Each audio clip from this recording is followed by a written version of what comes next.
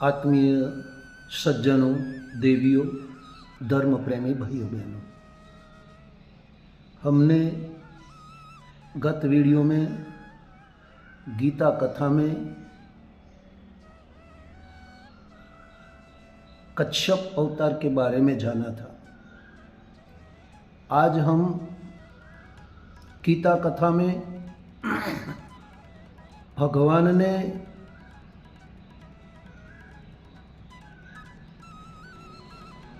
कहा है कि जब जब अधर्म बढ़ता है, धर्म की हानि होती है, असुरता बढ़ती है, तब मैं किसी न किसी रूप में अवतार धारण करूंगा। भाइयों बहनों, आज की कथा में हम वराह अवतार के बारे में जानेंगे। ये भगवान का तीसरा अवतार है। भगवान ने कहा कि मेरी बनाई हुई सृष्टि में मुझे सब प्रिय है, चाहे वो मनुष्य योनि हो, चाहे वो पशु योनि हो, चाहे अन्य किसी भी योनि हो, वो मेरे ही बनाई हुई सृष्टि में मेरा ही एक अंश है। और इसीलिए मैं सबकी रक्षा के लिए, धर्म के लिए, मानवता के लिए, सद्भाव के लिए, प्रेम के लिए, करुणा के लिए और पीड़ित दलित मानवता के लिए मैं इस धरा पर अवतार धारण करता हूँ। आइए इस वराह अवतार के बारे में जाने। इसके पूर्व एक साथ एक स्वर में गायत्री महामंत्र का उच्चारण करेंगे। ओम भूर्भुवः स्वः तत्सवितुर्वरेण्यं भर्गो देवस्य धीमहि धियो यो नः प्रचोदयात्। ओम अखंडानंद बोधाय शिष्य संतापहारिणे सच्चिदानंद रूपाय तस्मै श्री गुरुवे नमः।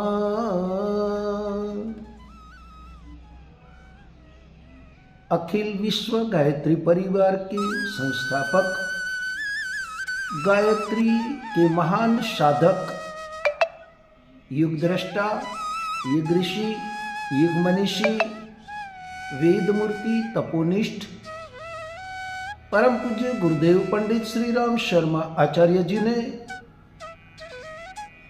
4 वेदों का भाष्य किया, 18 पुराणों का भाष्य किया, प्रज्ञा पुराण की रचना की और 3400 से भी ज्यादा व्यक्ति, परिवार, समाज, राष्ट्र निर्माण के लिए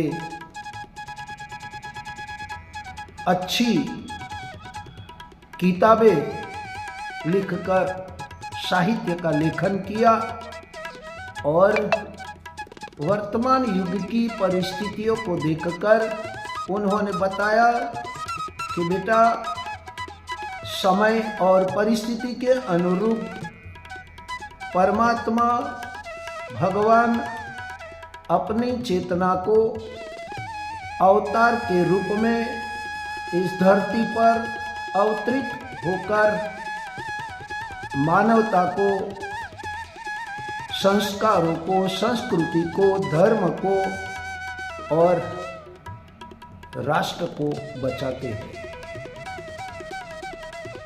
भाइयों बहनों, एक बार की कथा है कि हिरण्याक्ष नाम का एक असुर था, जिसकी आंखों में केवल ही केवल लोभ, लालच ही मुख्य रूप से दृष्टिगोचर होती है और केवल उनको सुवर्ण ही अति प्रिय है। संसार में सब विभूतियों को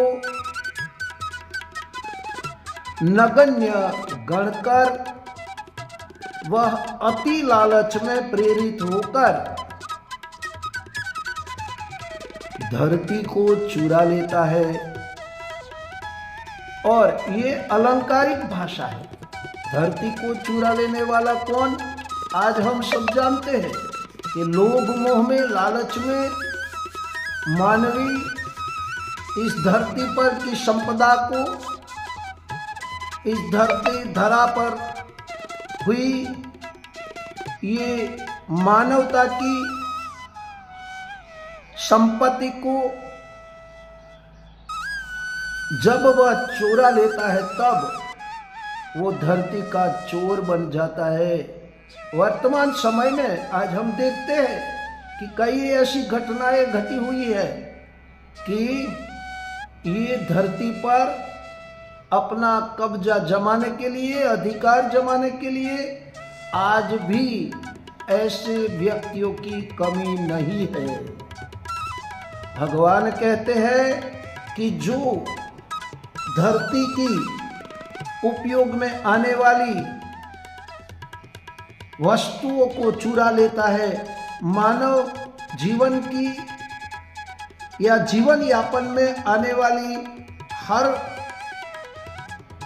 वस्तुओं को जो चुरा लेकर मनुष्य को कष्ट पहुंचाता है, मानवता को कष्ट पहुंचाता है और धर्म की मर्यादाओं का उल्लंघन करता है, उसे हिरण्याक्ष ही कहा जाता है। जो देवताओं को भी चुनौती देता है, इंद्र, वरुण आदि सभी देवताओं को उसने चुनौती दी और उन्हें डराकर भगा दिया। भगवान के यज्ञ, यह वाराह रूप, भगवान ने यह वाराह के रूप में अवतार लिया और हिरण्याक्ष से युद्ध किया और उन्हें परास्त कर उसका अधिकार समाप्त कर दिया। स्वर्ग को सर्वोपरि मानने वाला, जमीन जायदाद के मोह में फंसा हुआ असुर अपने अहंकार समेत सर्वनाश को प्राप्त हुआ। भगवान के लिए सभी शरीरधारी, सभी प्राणी पुत्रवत प्रिय है। उनके लिए कोई नीच ऊंच नहीं है।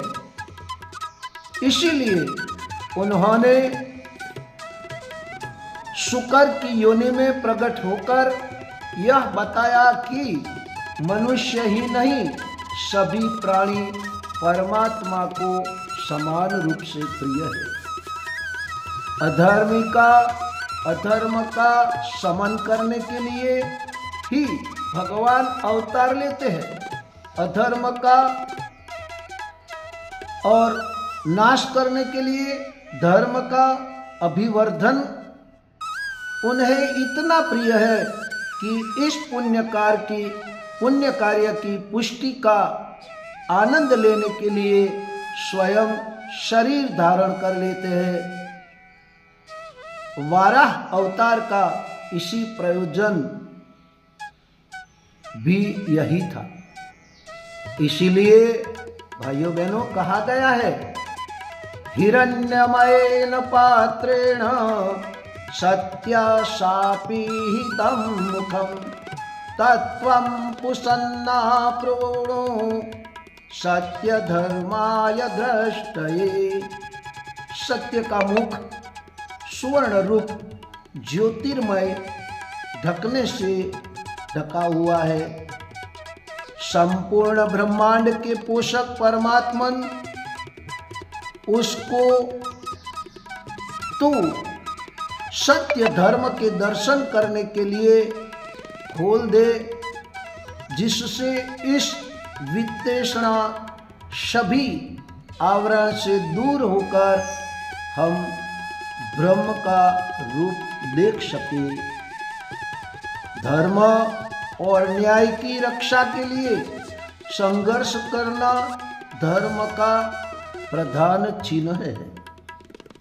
पूर्व काल में मनुष्य ही नहीं, मनुष्योत्तर अन्य प्राणी भी इसी मार्ग पर चलते थे। कहा गया है, सीता का हरण कर रावण ले चला तो गिद्धराज जटायु ने अपने प्राणों की परवाह न करके रावण से युद्ध किया। और इसीलिए रामायण में कहा गया है, गिद्धराज सुनिया रथ बानी, रघुकुल तिलक नारी पहचानी, धावा क्रोधवंत खग कैसे, छुटहि पभी पर्वत कहु जैसे, धरी कन विरथ खिन्हि मही गिरा, सितहि राख गीद पुनि पीरा, चोचन हमारी विदा रहे देहि,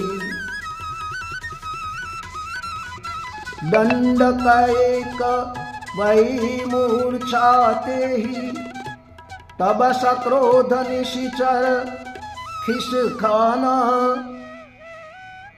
काढ़ेसी परम करल कृपाना, कोटि पंख पराख गधरनी, सुमर राम करहि अद्भुत करनी।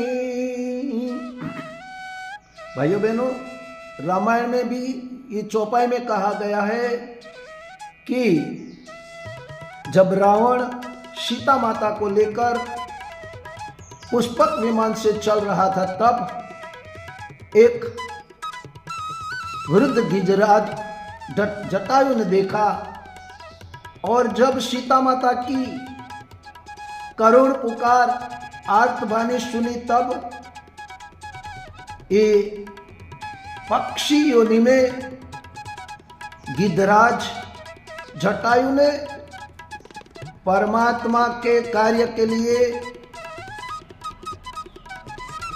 नारी की सुरक्षा के लिए अपने को सावधान कर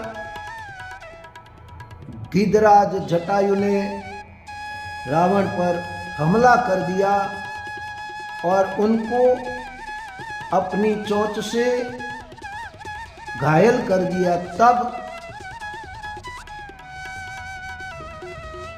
गिद्धराज ने अपनी पंख फैलाकर रावण को एक पल के लिए बेचैन कर दिया और उनके साथ युद्ध किया। भाइयों बहनों, ये गीता कथा में अवतारी चेतना, परमात्मा की चेतना, अवतार में परमात्मा हमें यही सिखाते हैं।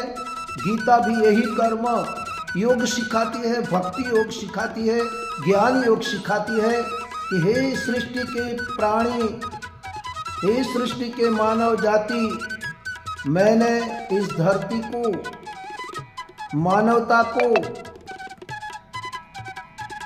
अन्य जगत को